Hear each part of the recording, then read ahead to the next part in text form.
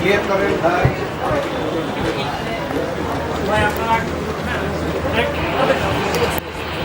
আস্তে আস্তে ইনশাআল্লাহ সাকসেস হবে।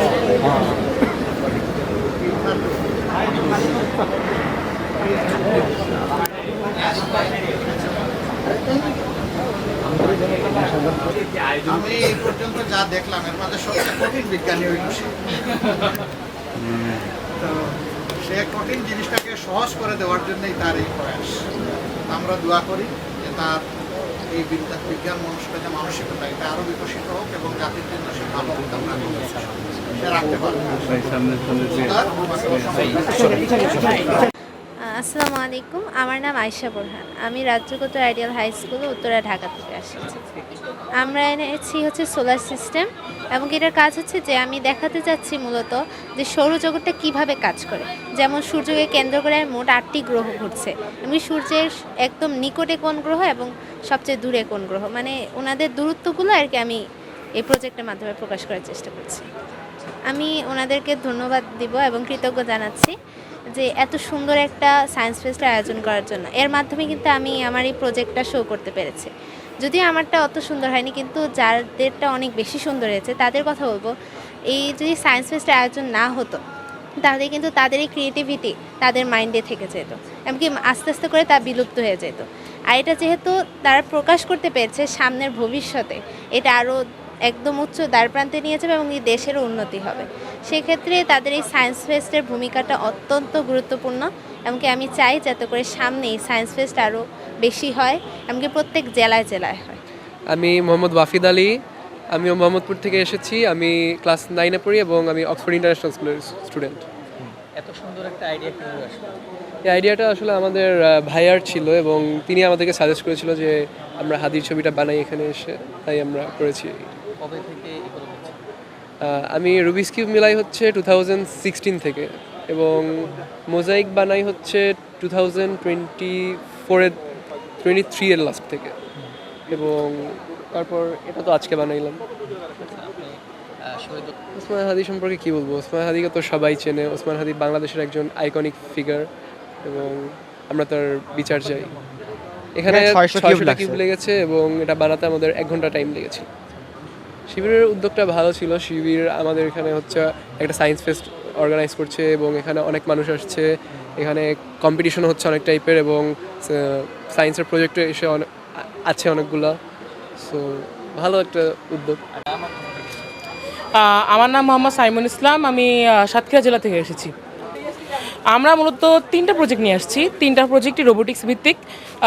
একটা প্রজেক্ট হচ্ছে আপনার অ্যাগ্রিকালচারাল, মানে কৃষি ভিত্তিক রোবট, মানে কৃষিকাজ করবে যেটা, এবং অন্য একটা হচ্ছে আগুন নিরোধ করার জন্য একটা প্রজেক্ট, যেটা খুব সহজে আগুন বা সাউন্ড ওয়েভের মাধ্যমে আপনার হচ্ছে মানে আগুন মানে নিভিয়ে ফেলবে। এইটা হচ্ছে একটা প্রজেক্ট। এখন এখানে আমরা আমাদের মানে কানের শোনারও একটা তরঙ্গের একটা শোনারও একটা লিমিটেশন আছে। সেটা হচ্ছে 20 হার্টজ থেকে 20,000 হার্টজ। হ্যাঁ, এখন আমরা এখানে ইউজ করছি 50 হার্টজ।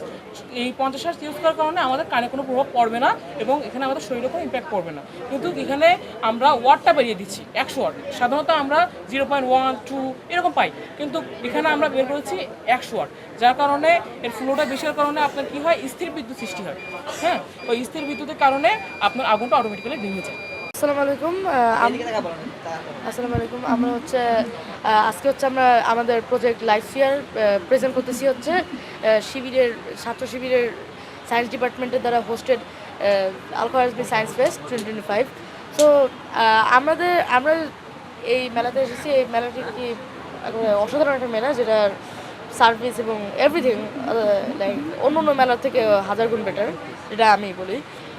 সো আজকে হচ্ছে আমরা যে প্রজেক্ট প্রেজেন্ট করতেছি সেই প্রজেক্টটি হচ্ছে লাইফ ফেয়ার, যেটা একটি অল ইন ওয়ান ইকোসিস্টেম, যেটাতে আছে হচ্ছে হোম অ্যাপ্লায়েন্স কন্ট্রোল, তার সাথে আছে হচ্ছে safety and security, medicine dispensing. ভালোই লাগছে। বাচ্চাদেরকে নিয়ে আসছি বিশেষ করে ওদেরকে দেখানোর জন্য। ওরা তো আসলে সায়েন্স পড়ে, তো এখন সামনাসামনি দেখানোর জন্যই নিয়ে আসলাম। তো আমি একটু অলমোস্ট শেষের দিকেই চলে আসছি, আগামীকাল আবার সকাল থেকে আসছি ইনশাল্লাহ, আবার বাসার কাছে চলে আসব দেখার জন্য। আর ভালোই লাগতেছে যে আমার বাচ্চা খেলতেছে, ও প্রাইজ পেয়েছে। জি হ্যাঁ, এটা অবশ্যই ভালো। যেমন একটু আগে যে কেমিস্ট্রি একটা ইয়ে বললো, আমার ছেলে তার আরও অনেক জিজ্ঞাসা ছিল, এটা কেন, ওটা কেন, এটা কেন। এগুলো আসলে তো বইয়ের মধ্যে আসলে এভাবে সরাসরি কেনর উত্তর বইয়ে পাওয়া যাবে না। তো এখানে সামনাসামনি দেখে তারা আবার রিপ্লাই দিল যে এটা এই জন্য হচ্ছে, এই জন্য হচ্ছে। এই আসলে হাতে কলমে শেখার মতো ছাড়া তো আর কোনো মানে বিকল্প কিছু নাই, বইয়ে তো আর সব কিছু কভার করে না। এই জন্যই ভালো লাগছে। এটা আসলে সব সময় হলে খুব আরও বেশি ভালো হবে আর কি। হ্যাঁ, তা তো অবশ্যই ভালো উদ্যোগ। আসলে শিবির হোক আর যাই হোক, ভালো উদ্যোগ সবার জন্যই ভালো, এটা হলো বিষয়, তাই না? কারণ যেহেতু এটা উদ্যোগ অবশ্যই শিক্ষণীয়, এই জন্যই ভালো। এখন যে করলো না করলো সেটা আসলে আমরা জনসাধারণের জন্য আমাদের এটা ম্যাটার করে না। আমাদের ভালো জিনিস আমরা আসছি, এটাই। এই জেনারেশনের বিষয়ে এরা অনেক তুখোড়, সত্যি কথা বলতে এখনকার জেনারেশন অনেক তুখোড়। তবে এদেরকে কাজে লাগাতে হবে। এদের মেধা অনেক। আমি নিজেও যেহেতু মা, আমি বুঝি আমার বাচ্চা এই বয়সে যে লেভেলে, আমি হয়তো ওই সময় আমি এগুলো চিন্তাও করতে পারতাম না যে ধরনের ওরা অনেক মেধাবী। যতই হোক বা প্রিভিয়াস দিবস মানে দিনগুলোর থেকে এখনকার বাচ্চারা অনেক বেশি মেধাবী। তাদেরকে আসলে কাজে লাগাতে হবে এবং তাদের কাজে লাগানোর জন্য এই ধরনের আয়োজনগুলো সবসময় অব্যাহত রাখা উচিত। জব মার্কেটের জন্য যেন তারা রেডি হয়, পড়াশোনা শেষ করে তাদের বলতে হয় না যে আমার স্কিল নাই, আমার জব নাই। এই সমস্যা সমাধানের জন্য আমরা কাজ করতেছি।